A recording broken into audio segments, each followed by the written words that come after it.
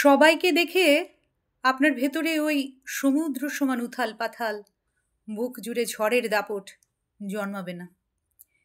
ঠিক যেভাবে রবীন্দ্রনাথ গানে লিখেছিলেন, গোপনে তোমারে সখা কত ভালোবাসি, কিংবা শক্তি চট্টোপাধ্যায় বলেছিলেন, প্রিয়কে পথ দিয়েও বুঝি দিলাম না, যাকে চেয়েছিলাম তারে পেলাম না।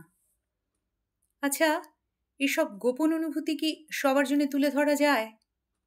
সুনীলবাবু বলেছেন, তোমাকে যখন দেখি তার চেয়ে বেশি দেখি যখন দেখি না। কিংবা সত্যজিৎ রায়ের সিনেমাতে অপর্ণা চিঠিতে অপুকে অভিমানে বলেছিল, আমার সেই পাশের বাড়ির মেয়েটির কথা ভেবে হিংসে হয়, সে যে তোমায় সকাল সন্ধে দেখে, আমি তো দেখি না। ঠিক যেভাবে জয় গোস্বামী লিখেছিলেন, ভিজে যাবে তুমি বলেছ, সরে এসো ছাতার তলায়, আমাদের একটাই ছাতা, তাতে দুজনের চলে যায়।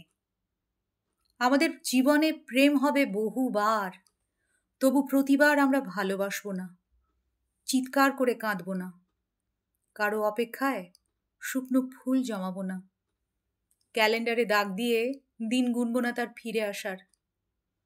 আমাদের তিক্ততা আসবে, মোহ ভঙ্গ হবে, প্রেম হবে বহুবার, তবু প্রতিবার আমরা সেই একভাবে কাউকে ভালোবাসব না।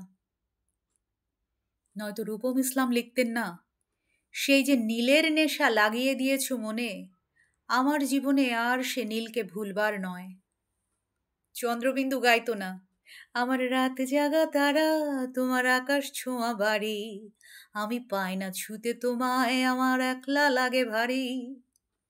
কিংবা রঞ্ঝা সিনেমায় কুন্দন মৃত্যুশয্যায় শুয়ে বলতো না, हम उठ सकते थे पर किसके लिए, हम चिख सकते थे पर किसके लिए, मेरा प्यार जोया बनारस की गलियों सब मुझे छुट छुका था।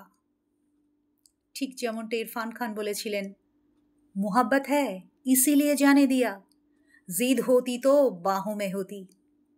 কিংবা শরৎচন্দ্র লিখেছিলেন, যে গোপনে আসিয়াছিল তাহাকে গোপনেই যাইতে দিলাম, কিন্তু এই নির্জন নিশীথে সে যে তাহার কতখানি আমার কাছে ফেলিয়া রাখিয়া গেল, তাহা কিছুই সে জানিতে পারিল না।